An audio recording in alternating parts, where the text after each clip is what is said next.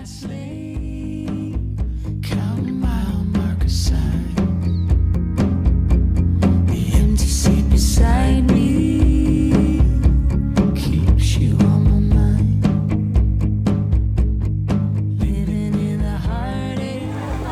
so hello. Today we got here. It's a pleasure for us to have you here. So to ask you some questions about education. So thank you. And the first question we'd like to do is about the Dutch education system structure. So can you tell us anything about the Dutch education system structure? Please. Yeah, that's not so bad. I think the structure we have primary school like every country, and after primary school the kids can choose out of 4 different levels. They can do let's say the highest level, that is the way to university. Afterwards, then you have a middle way where you get a higher educational possibility. Then there is another possibility that is called MAVO. It's a bit lower.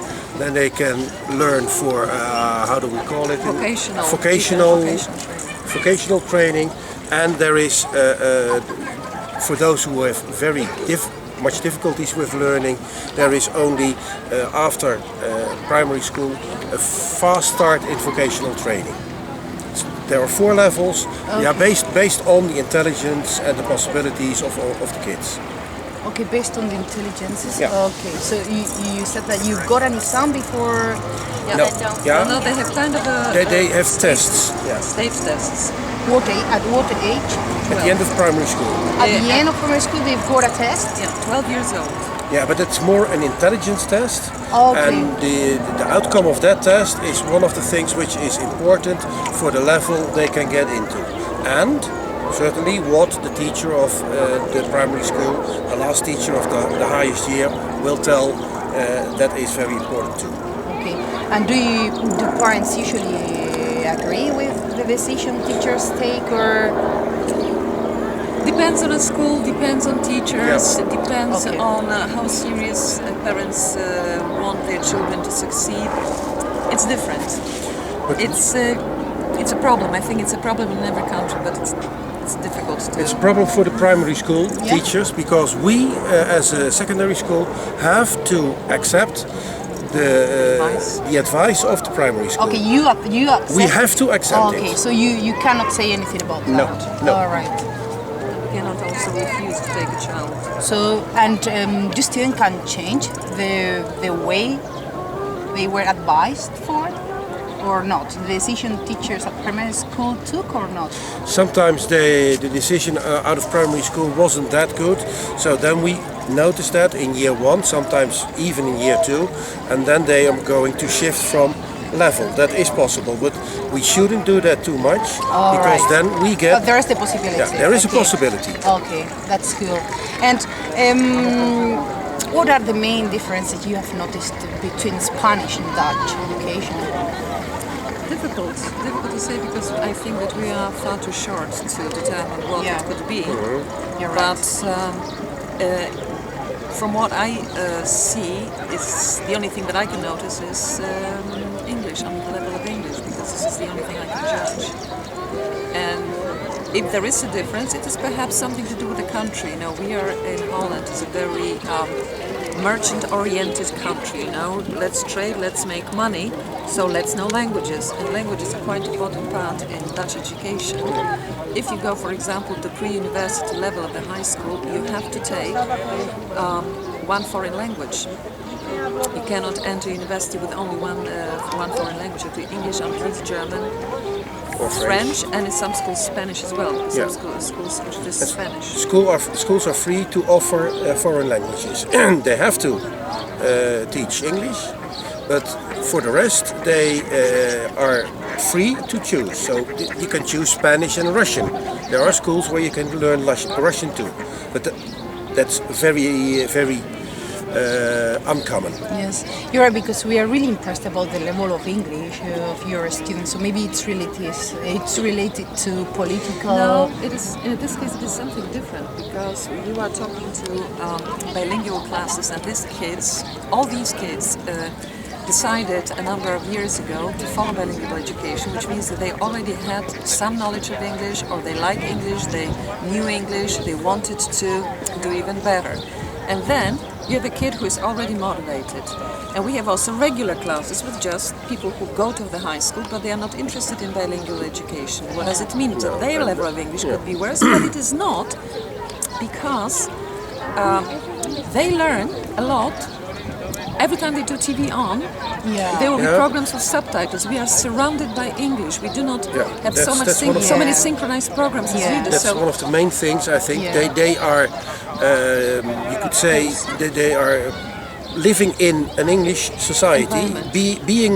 Being Dutch, we have a lot of things we take out of the English environment, the English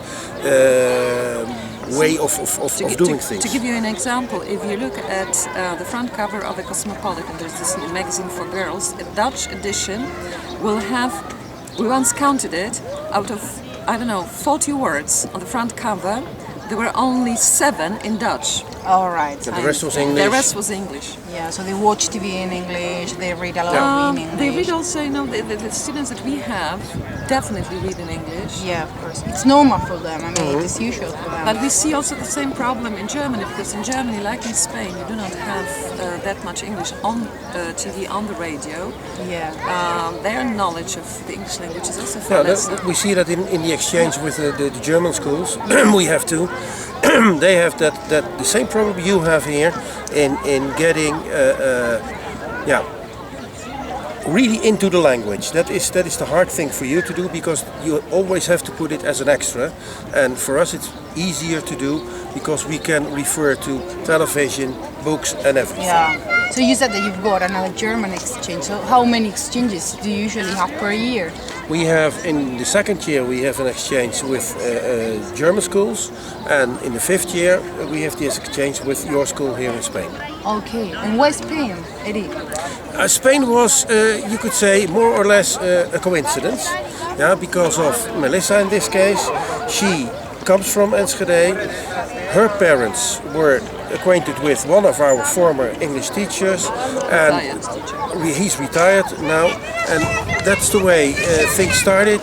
Now we started emailing, and we were searching for a partner. We had an exchange with France that stopped because the school in France didn't had the possibilities anymore. So everything came in the right moment and the right place. Okay, Yuri, and what do you think are the benefits of an exchange like ours? I think it's good for kids to be exposed to something different, to their own culture, and it is absolutely different from what they experienced in year 3 when they went on a 5-day trip to England. But this was not an exchange with the school. They just met a number of students in Northampton for a couple of hours, and here they do live with their peers, their partners, the same age, teenagers, and they have to cope with the fact that sometimes they have a problem with talking, but they manage. I don't know whether you have noticed that when we were coming back from Valencia, already there was so much noise on the bus, and suddenly I heard English spoken. So they were speaking to each other, and that's a good thing. And it is a real way to get acknowledged, get things out of culture. The cultural part of it is very important, and that's the good thing for Spain, because the culture, Spain and the Netherlands, is a bit more different than the culture, for instance, than Germany and the Netherlands. I know. So they go step by step a bit further. Okay, so going on with broaden your horizons. Yeah. So going on with education, I'd like to ask you if there's anything you'd like to change about the Dutch education system. You're laughing. I would like to change a lot of it. But would you like to change a lot in the a lot, of course. It's always the same thing. It has to do with money and time. Yeah, I think kids don't get enough time, and we schools don't have enough money to do all the things we would like to do. They promised us so many years ago that we'll get smaller classes, and what happens is quite the opposite. First you have bigger classes, then slightly smaller, then economy does not go the way that it is supposed to be, you have to save money, and it starts again, the classes get bigger and bigger and bigger, and we are reaching again that point that it is not good for the students, but you know the same thing. At the same time, we know now that the birth rates are dropping down. They have been dropping down for a number of years. So now we have a problem with we have less kids or fewer kids in classes. And certainly in our region, because it's depending on the region. The western part of the country, a lot of people still go to the western part of the country because they can have a job there. They can find a job there better sometimes than in the eastern part where we are. So certainly in the rural areas it's going very fast. Primary schools have to close because there are not enough kids anymore. And we can see the same at the secondary schools already. We all try to get those few kids out of the city, and that's very hard. We have a structure in which we have to compete with other schools. Because we are talking not about one school, but we have at least 6 in Enschede. They do belong to the 2 organizations, let's put it this way, that are like an umbrella organization of the schools. We are the official public school, or funded by public money, and then there's another one which is also gets money from the state, but it was started Carmel. Catholic, it was a Catholic foundation in that system, and we are free in our country to do that. Everybody can start a school when you have proper teachers with all the papers. When you have a good idea, then you can start a school. There's no problem, and you need a certain amount of students, a certain minimum, and then you can start your school. So we have Islamic schools, we have Catholic schools, we have Protestant schools, Jewish schools, schools based on educational ideas like Montessori, and what is the other one, Dalton. There's all these kind of things are possible. And when you have a big amount of schools and a lot of choice, for parents it's good, but for us it's hard. Okay. And talking about education, of course, we have to mention Finland. As teachers, we are supposed to look at Finland as the model to follow. What do you think? What is the formula of an ideal education system? An ideal education? You think they've got the solution? I don't think so. I know not that much about the Finnish system. I've heard of it, I've read something about it, but I think they have made the best out of one of the problems we already mentioned, is having not that many kids. And there is another thing, the Finnish government is willing to put a lot of money into it. So you think that the education success are related to, of course, it is an economical thing. Investments, your school building should be good. You should have, as they have in Finland, only the best university students can teach. Otherwise you're not allowed to teach. In our country, that's not the way. The best university students go into business. Like here, corporations, and they can earn much more money there. And I don't know what the fee, the payment in Finland is, but I think they are paid rather well there, certainly compared to other professions. But do you really think that? Sorry, but do you really think that students at the university with the best marks are the not best teachers? No. I don't think so. No. You have to have a connection with kids. Oh, that's what I mean.